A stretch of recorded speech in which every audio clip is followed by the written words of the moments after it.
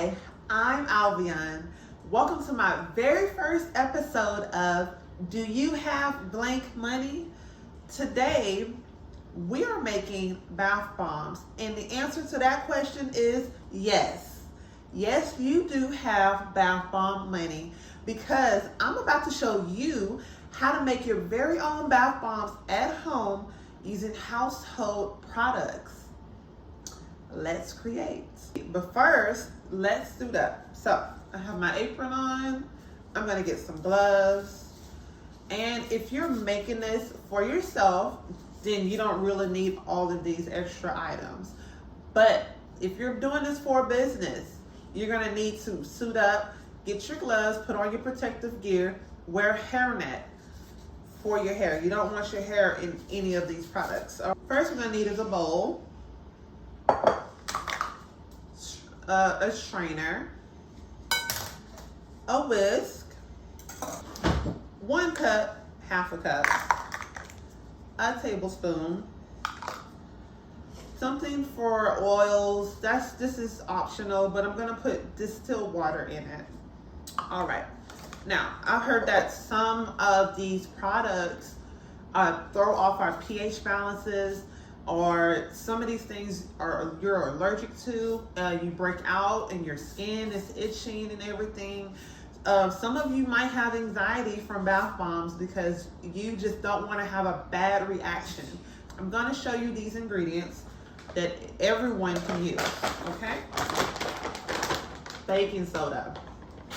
I bought this bag of baking soda at Sam's. Walmart, HEB, any grocery store has the boxes of baking soda. Epsom salt.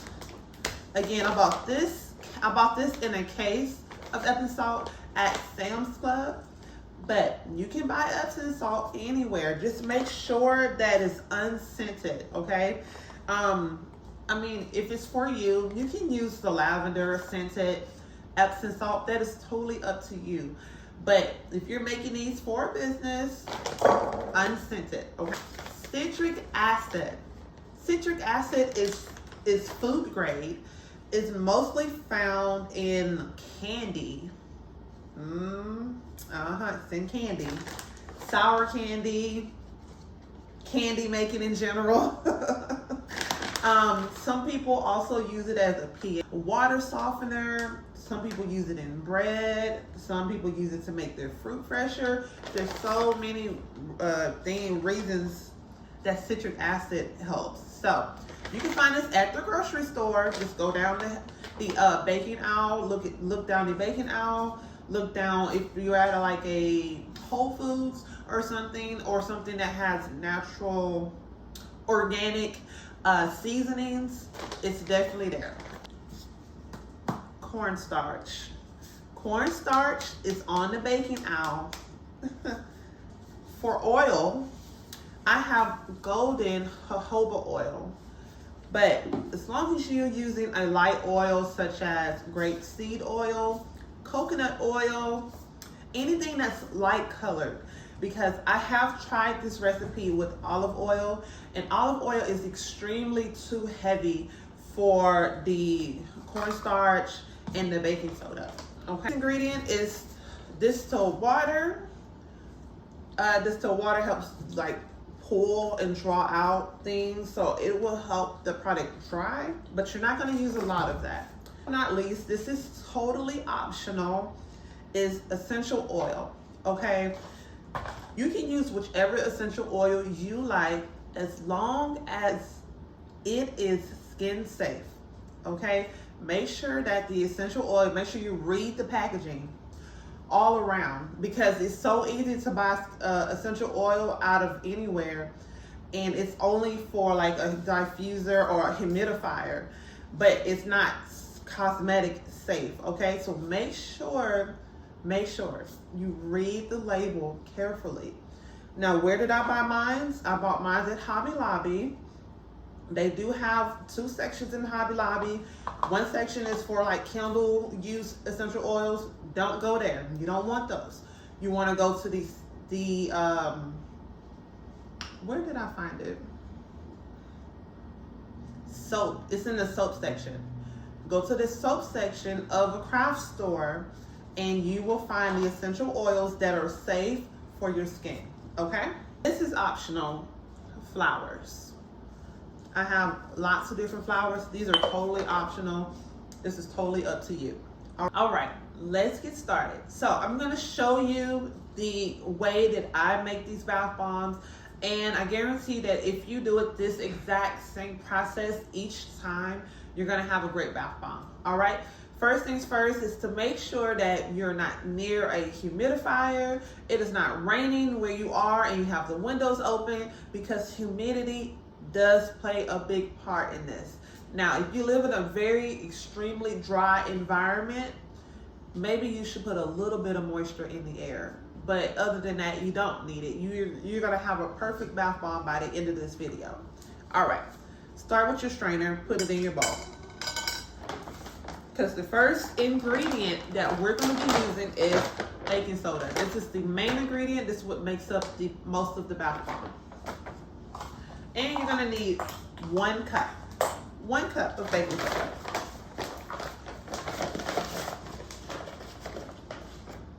One cup, pour into the strainer. All right. Then you're just gonna hit it just like so. Shake that through. Now, make sure if you're shaking it, you don't shake it too hard, because now the dust and the residue is coming up in the air. And you're gonna taste baking soda, okay? You're gonna taste it. So put your head back when you're hitting it, okay? Like that. And then I'm just gonna see those little rocks in there. I'm just gonna take my hand and I'm just gonna push them through just like that.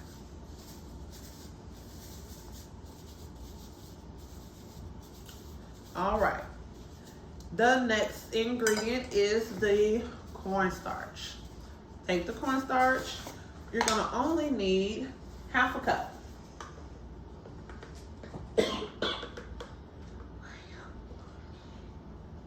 That's about half. Half a cup, same method. Pour it directly into the strainer. And with the cornstarch, you're gonna wanna tap it because it gets stuck inside of the cup.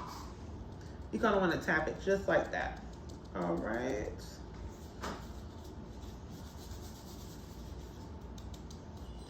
All right.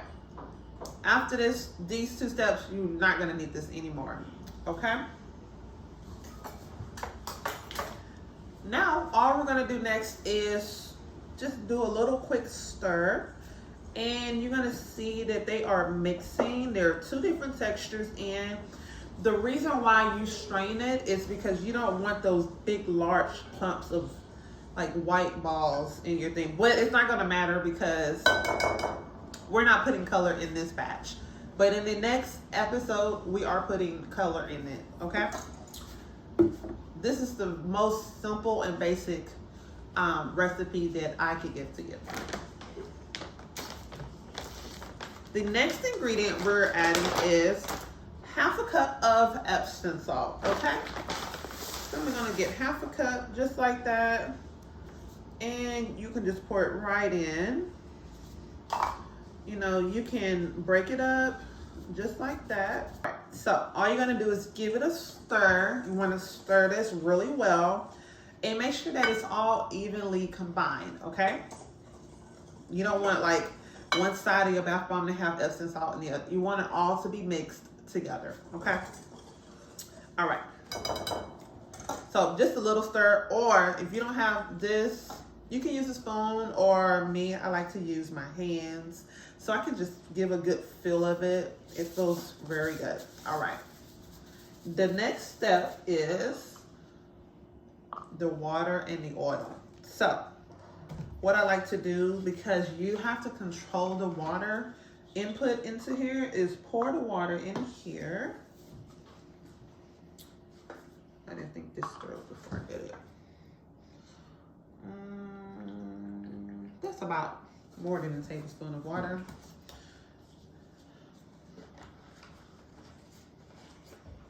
The oil also. So if you can't get your hands on some clear jojoba oil, this is yellow, it's gonna be a little heavy. You can buy coconut oil. Now, they sell coconut oil. coconut oil. This is organic, virgin, cold pressed, and unrefined coconut oil. You can find this on the same aisle, the baking aisle right next to the other oils. This is on the same aisle, okay? Use this. This works just as good as this does, okay?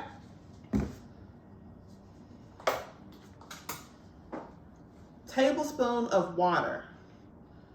1 tablespoon. That's it. 1 tablespoon of oil.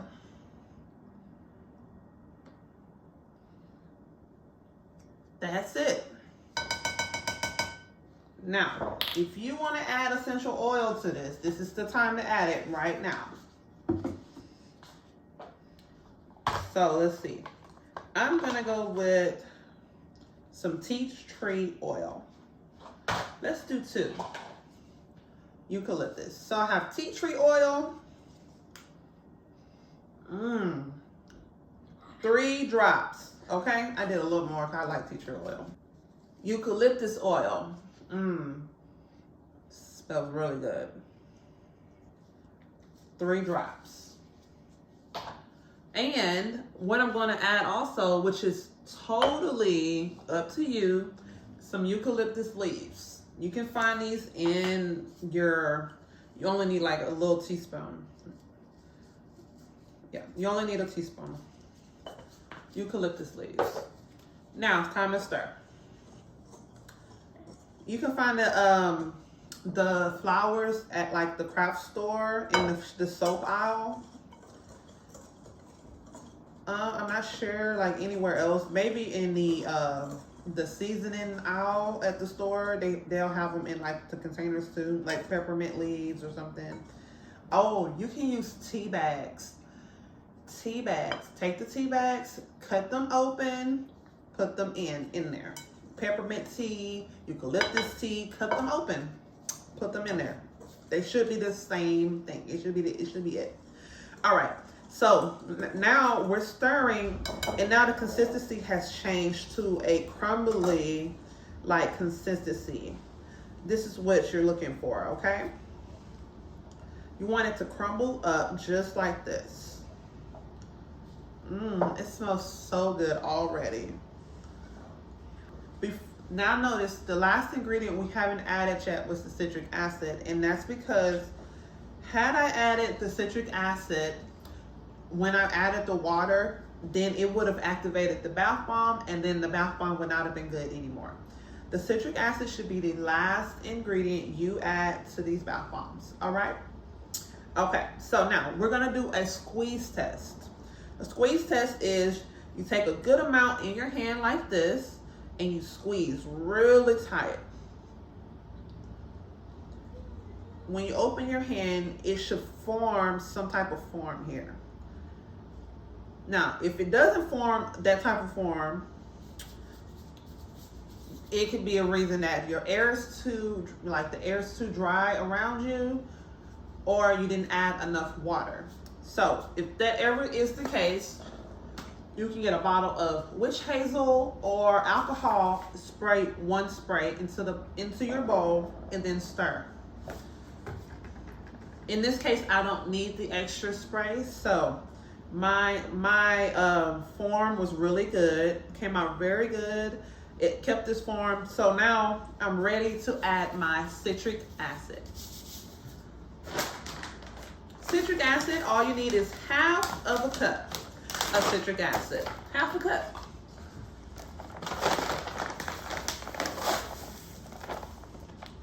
Half a cup citric acid right into your bowl.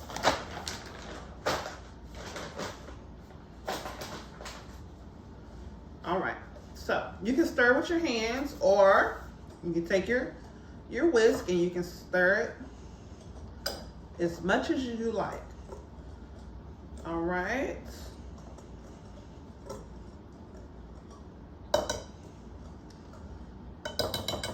All right, so now I have stirred this very well.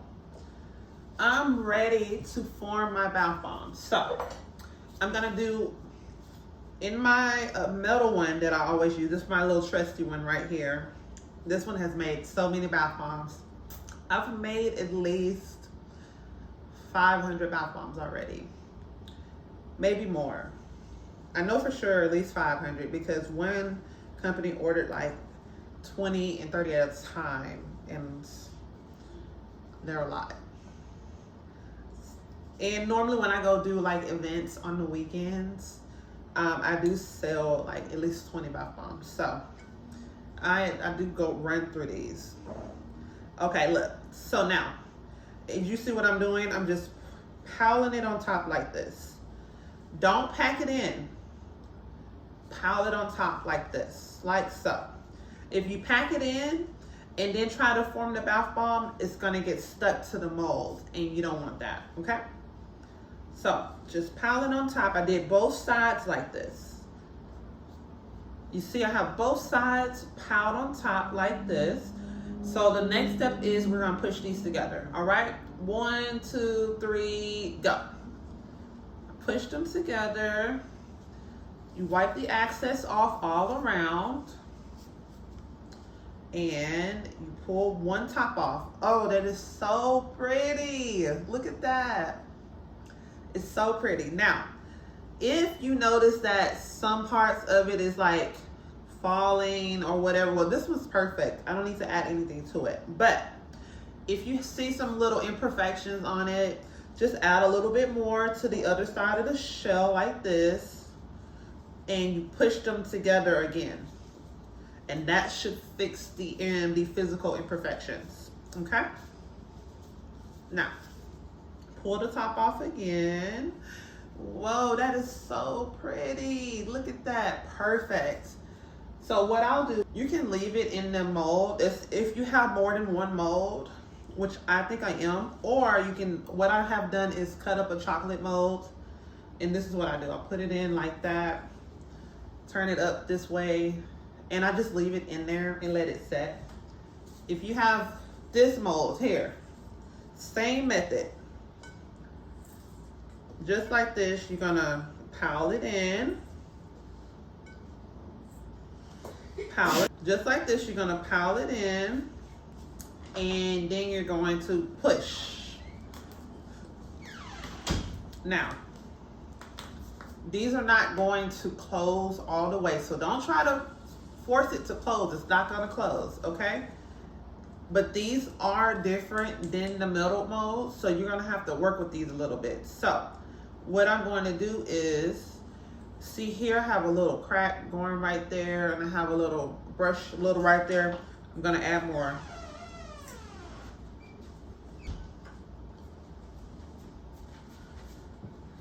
So I'm adding more, and all I'm gonna do is push that together again.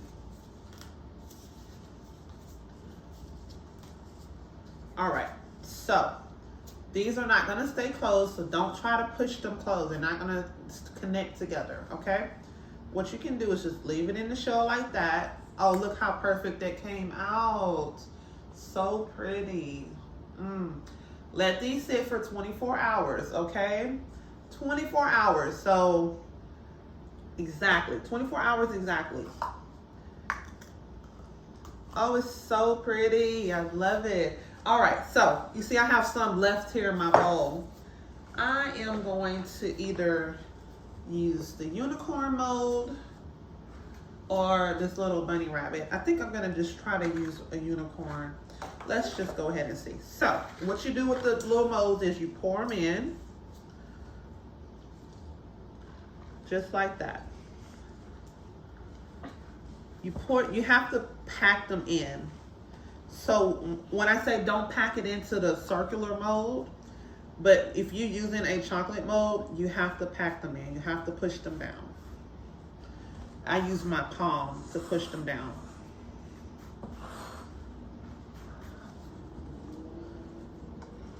These are so cute. And they smell good.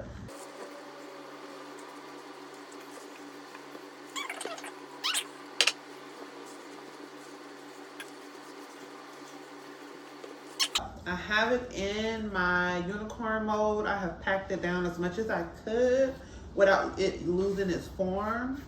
So tomorrow, well, the next 24 hours, I'm gonna show you what it looks like once it has sat for its time that it needs to sit, 24 hours.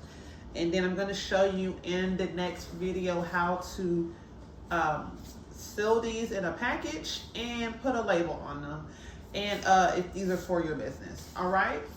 I will be doing another video pretty soon for an advanced bath bomb recipe for those of you that uses a bath bomb press. I have a press also for my business. So that's going to be coming up in the videos to come. Will have a download of this recipe in the description bar, so you can just go right on down there and download. They're fun to make with your children, your nieces, your nephews. You can do these at parties with your friends. I also do events for companies. Thank you so much for watching my first episode of Do You Have Bath Bomb Money?